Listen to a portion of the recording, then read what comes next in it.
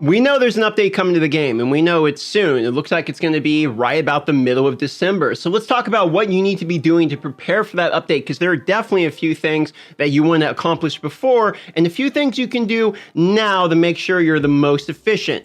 Number one, it seems like there's some kind of essence transfer new extraction system coming to the game, meaning when you extract essences of legendaries you've already acquired, it strengthens those same legendaries. For this reason, I would assume that this is the same as when the Wisps were added to the game and you need the legendaries to be acquired after the update. For that reason, what I would be doing right now is I would be stacking as much gold as you possibly can. Why do we want to stack gold? Because if we stack the gold, we can go to West March as soon as the update is here, and we can go to the gambler and gamble our gold in order to get legendary items. These legendary items can be literally any legendary item in order to get the exact same essence, so we can extract it and strengthen our essences. The gambler is located right here within West March, and I would be saving so you can gamble and then get your legendary items and hopefully strengthen those essences. Again, that is speculation, however.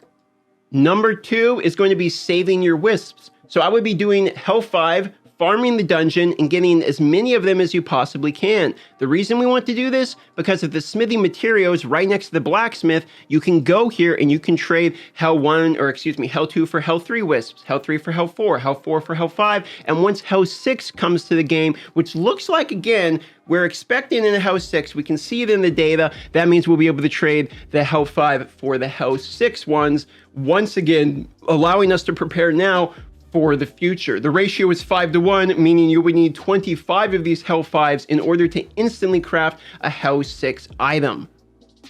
Number three is going to be your hero's journey. We know the hero journey is resetting within 19 days. However, if you look through what the hero journey actually requires, it's going to be requiring everything from turning in monster essence all the way to completing 100 exploration in multiple zones. For this reason, what I would be doing is going through and trying to complete these explorations in order to clear through your hero's journey. This is going to give you platinum, this is going to give you legendary crests, and at the very end, it's actually going to give you a glorious journey portal that is unique only to the hero's journey. We also don't know if this cosmetic is seasonal, meaning if you don't complete this now, this might be the last time in the history of Diablo that you actually get to acquire this portal.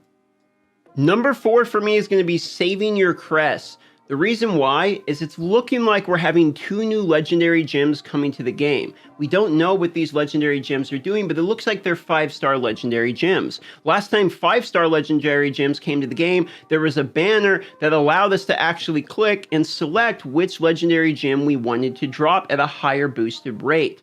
For this reason, I would actually be saving legendary crests going into the future if you want to experience the new gems, or even if you have Eternal Crests. The reason being, if you boost the new gem and then sell on the market, typically whales are purchasing the new gems at higher price points. This will allow you to make more platinum more efficiently as soon as the update arrives.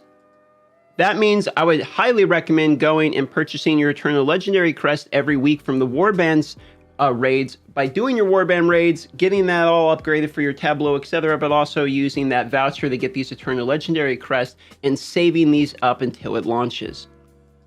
You can also begin stacking platinum. Again, this is so if you wish to purchase any of the new legendary gems coming out, or just prepare going into the future for the new update for things that we're not aware of yet. You can do this actively by running alternate accounts within the same Battle.net ID. So what am I talking about? Let me explain this a little further. 4 servers merged together, so because of that, on each server you can make 5 characters within the same Battle.net. When you log into the same character, for instance, your wizard, for instance, what I can do is I can do the activities daily and just get 300 platinum. I can even get the normal gems very easily, and then what I can do is I can sell them in the market and I can slowly acquire more and more and more platinum. You can see these are the activities in order to get more platinum. And you can do this with 5 accounts per server, but because there's 4 servers together, technically you can actually run 20 characters on the same server if you really wanted to and trade within the same market. This will give you more platinum to deal with and more ways in which you can sort of hoard going in the future. This is a sweaty tactic that is only for the absolute min-maxers that have all day long to play. This is not something realistic for the average player, but it is a possibility.